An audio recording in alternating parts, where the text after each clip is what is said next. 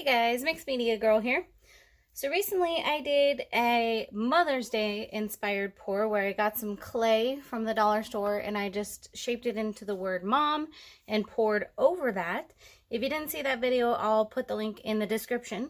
But basically in that video, the O came out super cool. So someone suggested doing one that was literally just covered with O's. And I did try it out last night. It came out awesome. So I figured I'd do it in a video for you guys. And I didn't wash it after last night. So now I just have really pretty pieces of clay. And this is just regular clay. It's not like the Sculpey type clay or anything. It doesn't harden. Anyways, I have a little bit of leftover paint. I'm using the Artist Loft ready mixed pouring paints that you can get from Michael's. And I'm kind of limited in colors. Kind of limited in colors at this stage. So I'll need to get some more soon. But basically I have yellow, blue, gold, and white. Oh, and black. So that's what I'll be using today. There's already a bunch of yellow in here, it seems like. I really love this gold. And the white I'm using is metallic, by the way, guys. This is a 12 by 12 canvas, so I do need to fill this cup up with paint. Now this is my Lowly Veffe silicone bowl. One of them, I got the silicone mat under here, which is amazing for reusing paint skins. I'm going to just show you real quick. This is one of my other bowls. And the paint skin in here is dry. So sometimes I peel those out and use them for something, but I'm going to actually do a different project coming up with this one specifically. So make sure you are subscribed to my channel on YouTube or following me on Facebook or both, because that's going to be pretty awesome. All right. So a little more gold. I try not to use too much black because a little bit goes a long way. And here we go. So no specific rhyme or reason. I'm just going to go ahead and pour these around the circles. And I put them mostly in the center of the canvas here as opposed to towards the edges so that we can, when we tilt, you know, any designs that were made don't just automatically run off. I like that color in the bottom, so I'm making sure to use that in the middle there. I feel like there's more paint on the right side, but that's okay. Should be plenty of paint here. All right, so I'm gonna just carefully lift up my circles here. And you'll see the really fun patterns that it creates. Leaves the center intact and then creates this kind of like flower pattern.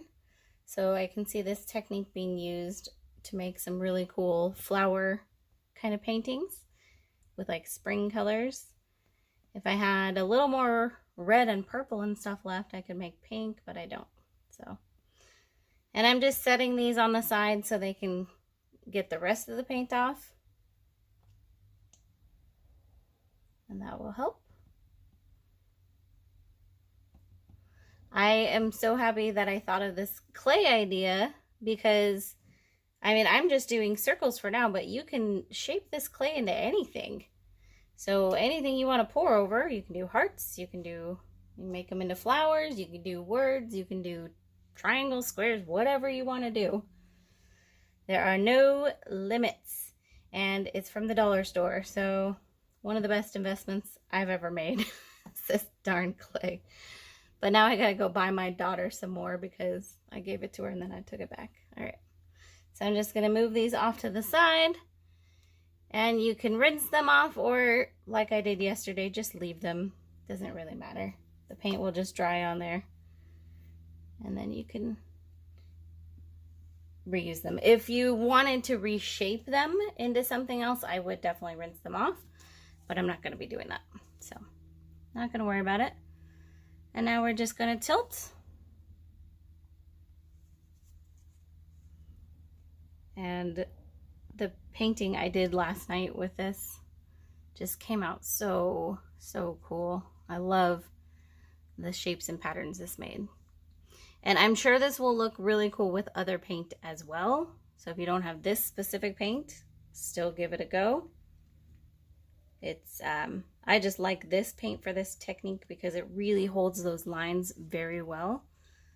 But you can do it with any acrylic paint. I'll go a little more this way. It's a little dark over here, so I want to run a little more of that off. All right, I like that. So we'll go ahead and let this sit for a little while, see if anything else develops and moves around, and then we'll do our close-up. All right, we're back. So this paint doesn't tend to change or move, and it really doesn't develop cells as far as I've noticed, and unless you add silicone. So this is basically exactly how it will dry, unless of course it's off center or, you know, your surface isn't level. So let's go ahead and do our close-up. So starting in the lower right-hand corner, so you can probably see why I love this paint for techniques like this. Look at those amazing lines. Anyways, back to the right-hand corner, bottom, going up to the top here. So I only put just a tiny smidge of the black in there, but that a little bit goes a long way. Definitely don't want to overdo it. And of course you could leave it out, but it gives a nice contrast. So see how this beautiful flower pattern in there? And there you go.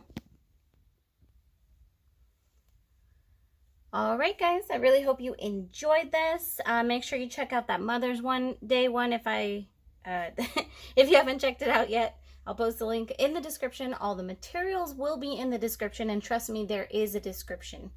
I promise you, it is there, so just look for it. And I will see you all next time.